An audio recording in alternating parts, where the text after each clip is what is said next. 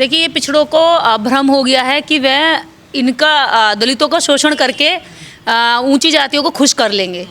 इनके अधिकारों की जब बात आती है तो वही लोग इनको कहते हैं कि तुम तो शूद्र हो, तुम हमारे बराबर नहीं हो सकते। लेकिन ये ज़बरदस्ती अपने आप को दलितों को सताकर, उनके पैरों में कीले ठोककर, उनकी बहन बेटियों पे हमला करके, उनके खेतों पे हमला करके ये सोचते हैं कि हमने अपने ऊपर वाले पक्ष को, अपने ऊपर वाले वर्ण को खुश कर लिया है।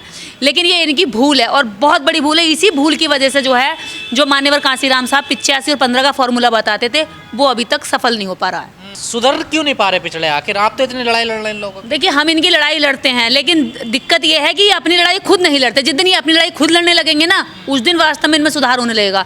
ये बाबा साहब को नहीं पढ़ते, ये मंडल को नहीं पढ़ते, ये मंडल कमीशन का विरोध करने वाले ओबीसी, जिस मंडल कमीशन में इनके अधिकारों की लड़ाई लड़ी हुई, आज भी जितने हम लोग जैसे इनकी आवाज़ उठाते हैं, हमारे विरोध में भी ये लोग आ जाते हैं, हमें खुद गालियाँ दे देते हैं। तो इसीलिए परिवर्तन नहीं हो रहा, इसीलिए एकजुटता नहीं आ रही। लगता है कि ओबीसी को हमेशा एससी को सताने का एक जो सुख पहले से दिया गया, जैसे कि ब्राह्मण नीचे वाले सारे वर्गों को सताने के लिए एक ऊपर वाले वर्ग को अधिकार प्राप्त देता है, वो अधिकार जो है अपना यहाँ नीचे वालों पर सताने के लिए तो ओबीसी यूज करता है, लेकिन ऊपर वाले से अपना हक मांगने के लिए कभी भी हिम्मत नहीं जुटाता। आप लोग कहते हैं ब्राह्मण हमको मारता, हमारे साथ अत्याचार था, ब्राह्मणवाद के खिलाफ अत्याचार है, लेकिन ये तो आपका शोषण तो पिछड़े ही कर रहे हैं। देखिए, ब्राह्मणवाद ब्रेन से करता है। वो ब्रेन जो चल रहा है ना, पिछड़ों के जो शरीर में जो ब्रेन है ना, जो सर में चल रहा है, उसका रिमोट कंट्रोल ब्राह्मण के हाथ में होता है। ब्राह्मण ने तो कहा है कि तुमसे नीचे शूद्र है, वो तुमसे नीचे दलित है, दलित को सताओ, पीटो कूटो, इनको जितना दबा कर रखोगे इतना सही रहेगा। उसी ने तो कहा है कि तुम अगर ये लोग पढ़ लिख कर शिक्षित होकर तुम्हारी बगल में बैठ गए, तुम्हारी भैंसों को गोबर कौन उठाएगा? शूद्र ही है ना। हाँ, मैं वही तो कह रही हूँ, शूद्रों के नीचे दलित है ना।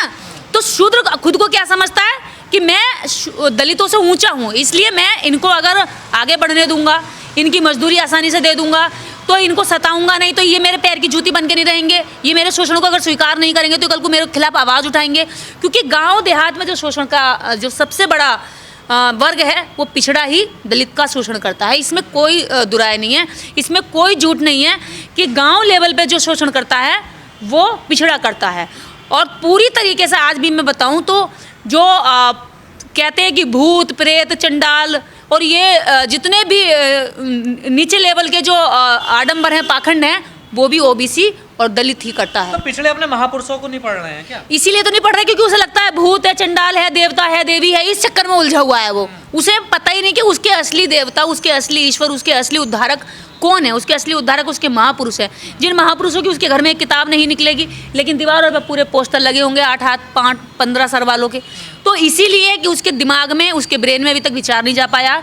जिन ओबीसी के ब्रेन में विचार आया, वो खूब बोल रहे हैं, वो लड़ाई लड़ रहे हैं, वो टक्कर दे रहे हैं। अत्याचार करके क्या मिलता है पिछड़े को? सुकून, जातीय सुकून, उसको कहते हैं जातीय फ्रस्ट्रेशन।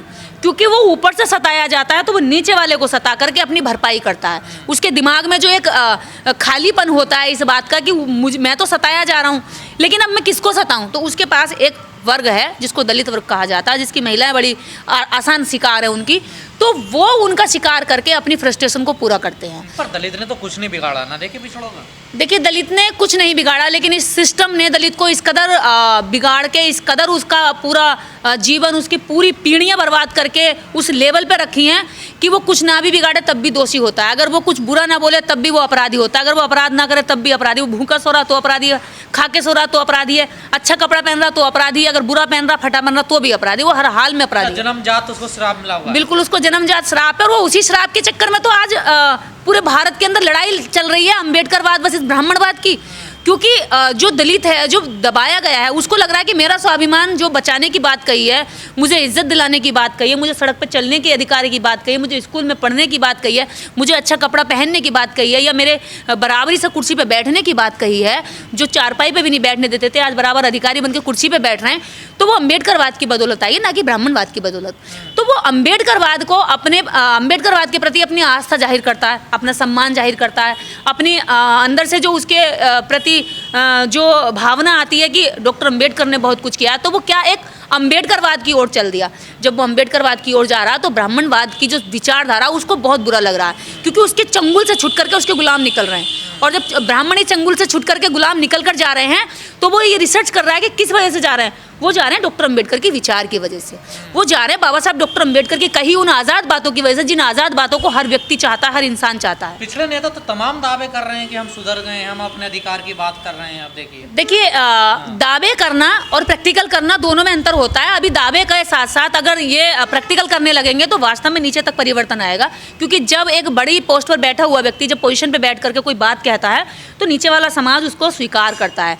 किसी भी समाज में, दुनिया का कोई भी समाज, कोई भी वर्ग रहा हो, उसमें 100% ना तो बुद्धिजीवी रहे हैं ना लीडर रहे हैं।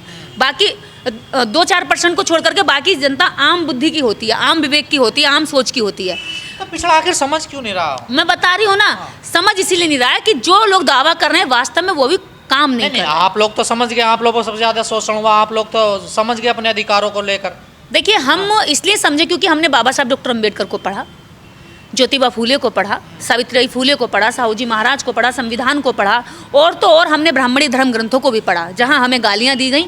हमने उसके पहले हमने इस देश में उस मनुस्मृति को पढ़ा जिस मनुस्मृति में इतनी गालियां थी, इतनी मतलब हमारे प्रति घृणा थी, नफरत थी। फिर उसके बाद जब हमने देखा कि बाबा साहेब को पढ़ा, फिर लगा कि वहाँ एक तरफ तो हमारे प्रति एक ग्रंथ में तो नफरत है जिसको हम इतने सालों से कर रहे हैं, मेरे पापा मेरे दादा सब लोग उसको मानते आए, सम्मान देते आए, पूजा करते आए, उसकी अर्चना करते आए। उसको खुश करने के लिए हमने क्या नहीं किया, मंदिर मंदिर गए, हमने खूब प्रसाद चढ़ाया, हमने खूब पैसा चढ़ाया, हमने खूब चप्पल घिसी, खूब घर का काम छोड़ छोड़ के हम बीमार तक हुए, हमने अलग अलग यात्राएं करी, लेकिन हमें कुछ हासिल नहीं हुआ।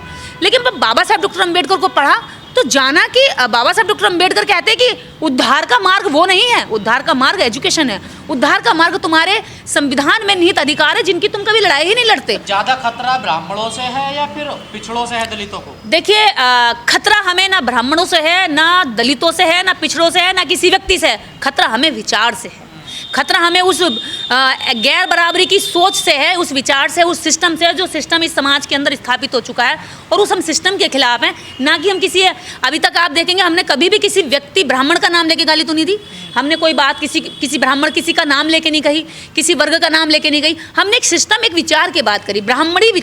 ब्राह्मणीवाद एक सोच है, एक वाद है जो कि पूरी तरीके से भारतीय समाज में जा चुका है, और वो इतनी बुरी तरीके से जड़ जमा चुका है कि व्यक्ति अपने शोषण को, अपने शोषणकारी के खिलाफ लड़ने की बजाय उसके नतमस्तक हो जाता है, उसको पूजना शुरू कर देता है, उसकी आज्ञा का पालन करना शुरू कर देता है। जबकि उसे होना क्या चाहिए कि उसे उसके खिलाफ लड़ना चाहिए, उस व्यवस्था को उखेड़ने के लिए काम करना चाहिए।